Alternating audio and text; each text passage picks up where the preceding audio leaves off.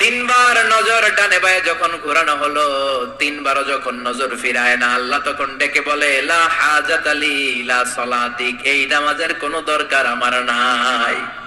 যে আল্লাহর জন্য ওযু করলেন, সময় দিলেন, এতক্ষণ ধরে নামাজ পড়লেন, ওই আল্লাহ যদি বলে তোর নামাজের দরকার নাই, তো কারে দিলেন নামাজ?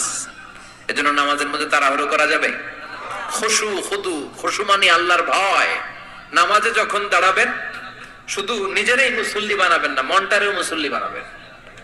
আমরা শুধু নিজেরা নামাজি হই, মনটারে নামাজি বানাই না।